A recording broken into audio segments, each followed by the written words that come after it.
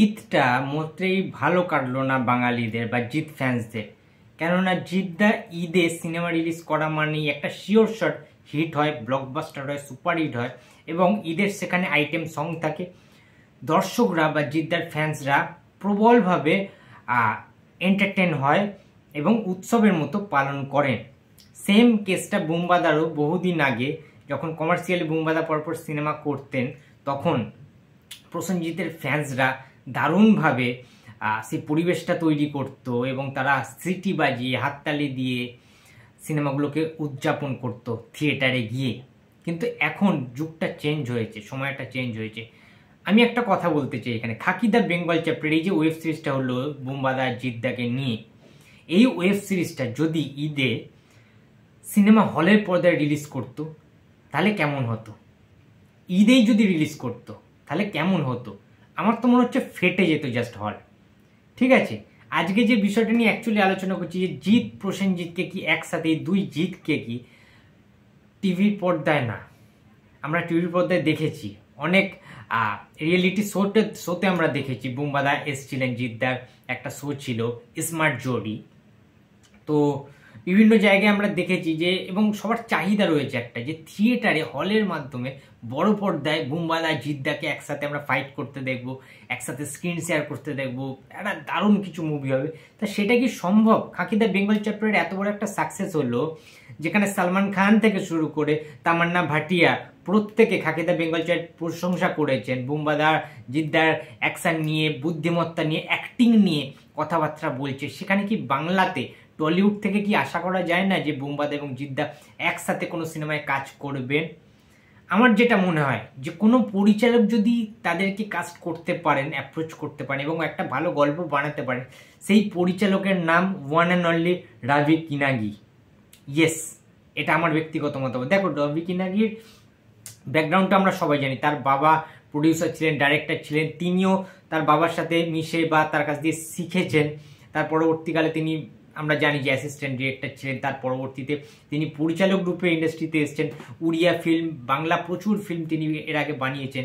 2002 সালে আমরা জানি প্রসেনজিতের সাথে সিনেমা তিনি বানিয়েছিলেন, প্রসেনজিৎকে নিয়ে, আব্দুল রাজ্জাককে নিয়ে। সিনেমার নাম ছিল অন্নদাতা। বিগেস্ট ব্লকবাস্টার হয়েছিল অন্নদাতা সিনেমাটা। 2002 সালের অন্যতম সেরা হিট ছিল, ইন্ডাস্ট্রি হিট করেছিল। গানগুলো দুর্দান্ত ছিল, গল্প দারুণ ছিল এবং তখনকার দিলে লোক যেত হলে। ঠিক আছে, এবং তার পরবর্তীতে যদি বলি 2005 সালে যুদ্ধ, মিঠুন চক্রবর্তী, দেবশ্রী রায়, জিৎ, কোয়েল মল্লিক, কাস্টিংটা তোমরা দেখো। রজতাভ দত্ত ভিলেন, মানে আলাদা লেভেলের। সুমিত গাঙ্গুলিও ছিল ভিলেনে। তো সেই যুদ্ধের মতো ছবি, ওই রকম লেভেলের একটা অ্যাকশন ফিল্মও কিন্তু রাভি কিনাগি বানিয়েছিলেন 2005 সালে। এবং তার পরবর্তীতে তার আগে চ্যাম্পিয়নের মতো ছবি, বন্ধন, 100% লাভ, প্রেমের কাহিনী, আই লাভ ইউ, জিদ্দার সাথে প্রচুর ছবি করেছে। জোশ, ওয়ান্টেড, দিওয়ানা, ফাইটার, ওয়ান্টেড, মানে প্রচুর ছবি রয়েছে। কিন্তু রবি কিনাগি অ্যাজ আ কমার্শিয়াল পরিচালক হিসেবে, কমার্শিয়াল ডিরেক্টর হিসেবে কিন্তু দুর্দান্ত লেভেলের একটা ট্যালেন্টেড পরিচালক কিন্তু রবি কিনাগি। রবি কিনাগি চাইলে প্রসেনজিৎ চ্যাটার্জি এবং জিৎ, এই দুই জিৎকে সমন্বয় করে একটা কিন্তু দুর্দান্ত লেভেলের একটা অ্যাকশন কমার্শিয়াল সিনেমা বানাতে পারেন। রবি কিনাগির মধ্যে সেই পোটেন্সিয়াল রয়েছে, এটা আমার মনে হয়। রবি কিনাগির সিনেমাগুলোতে যদি তোমরা দেখো, তোমরা বুঝতে পারবে যে এক ফোটাও, এক সেকেন্ডের জন্য তোমাদের বোরিং ফিল করতে লাগবে না। কমেডি থাকে, অ্যাকশন থাকে, স্টোরি লাইন খুব স্ট্রং থাকে। ঠিক আছে, ফুল অফ এন্টারটেনমেন্ট প্যাকেজ থাকে। অ্যাকশনের উপর জোর দেওয়া হয়। ভিলেনেরও যেমন ডায়লগ থাকে, হিরোদেরও ডায়লগ থাকে। খুব সুন্দরভাবে নায়ক নায়িকাদের মধ্যেও কেমিস্ট্রি তিনি বিল্ড আপ করতে পারেন। সুতরাং এটা তো আশা করাই যায় যে বলিউড করে দেখালো, নেটফ্লিক্স করে দেখালো, ওটিটি প্ল্যাটফর্মে রিলিজ করে, যে প্রসেনজিৎ এবং জিতের ক্ষমতাটা, তাদের পাওয়ারটা, তাহলে বাংলার পরিচালকরা বা প্রডিউসাররা কেন এটা বিশ্বাস করতে পারছেন না বা কেন এত ভয় পেয়ে পিছিয়ে যাচ্ছেন যে প্রসেনজিৎ জিৎকে নিয়ে কেন কাস্টিং করে একটা সিনেমা বানাচ্ছেন না? রাজ চক্রবর্তীও তো বানাতে পারেন, বানাচ্ছে না তো। দুই পৃথিবী, জিৎ এবং দেব শুধু করেছে, কিন্তু প্রসেনজিৎ এবং জিৎ তারা তো একসাথে কখনো সিনেমার পর্দায় আসেনি। দেব বুম্বাদা এসছে একসাথে কাছের মানুষে, কিন্তু তোমরা বলো না যে একসাথে জিদ্দার প্রোডাকশন হাউসে তো বুম্বাদা এমনি কাজ করেছে আইকো কোয়ের মধ্যে একটা ছবিতে লিড ক্যারেক্টারে। কিন্তু আমরা কি আশা করতে পারি না যে এই বয়সটাকে বুম্বাদার কাজে লাগানো উচিত? এই যে 62+ এজ হয়ে গেছে বুমবাদার, বয়সটা কিন্তু, বয়সের ছাপটা কিন্তু বুমবাদার এখনো মানে পড়েনি মুখে চোখে। এখনো সময় আছে, একটা অ্যাকশন সিনেমায় বুমবাদা কিন্তু এখনো অবধি রোল করতে পারেন, সবাই খুশি হবে। তাহলে প্রসেনজিতের প্রচুর ফ্যান্স রয়েছে যারা এখনো ওয়েট করে রয়েছে, অপেক্ষা করে রয়েছে যে বুমবাদা একটা অ্যাকশন ফিল্ম এখনো করবে, এবং যদি সেটা জিদ্দার সাথে হয় তাহলে তো আর কোনো কথাই হবে না। জিদ্দার তো যথেষ্ট কোনো কমার্শিয়াল ছবি পরপর করে যাচ্ছে আমরা জানি।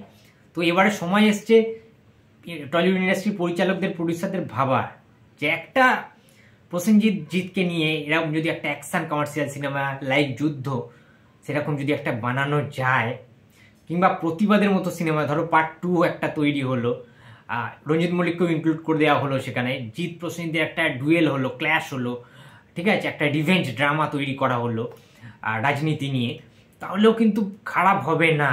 দুর্দান্ত লেভেলের একটা গল্প চাই ভাই, মারকাটারি লেভেলের একটা অ্যাকশন থ্রিলার ছবি চাই, তাহলে কিন্তু দারুণ হবে। তোমাদের বক্তব্যটা প্লিজ কমেন্ট করে জানাও। এটা আমার মনে হচ্ছে ব্যক্তিগত মতামত, এটা আমি তোমাদের সামনে শেয়ার করলাম যে অনেক ওয়েট করেছি, অনেক অপেক্ষা করেছি, আর পারছি না বস। খাকি দ্য বেঙ্গল চ্যাপ্টার দেখার পর থেকে এবার কিন্তু সত্যি সত্যি একটা সিনেমা দেখার ইচ্ছা হচ্ছে প্রসেনজিৎ চ্যাটার্জি এবং জিৎদার। দুজনে যদি সিনেমা বানায় তাহলে ভাই জাস্ট হল কেঁপে যাবে। বক্স অফিসের প্রিভিয়াস সমস্ত রেকর্ড ভেঙে দেওয়ার ক্ষমতা রাখে বুমবাদা এবং জিদ্দা, একদম শিওর শট। ঠিক আছে, মিস্টার ইন্ডাস্ট্রি প্রসেনজিৎ চ্যাটার্জি এবং টলিউডের বস জিৎ, দুজনা কোলাবোরেশনটা খুব শীঘ্রই দরকার টলিউড ইন্ডাস্ট্রির স্বার্থে। তো বন্ধুরা, ভিডিওটা ভালো লাগলে লাইক করো, কমেন্ট করো, শেয়ার করতে ভুলো না। যদি চ্যানেলে নতুন হয়ে থাকো তো প্লিজ সাবস্ক্রাইব করে দিও। তো দেখা হচ্ছে আবার পরের ভিডিওতে। তো টাটা।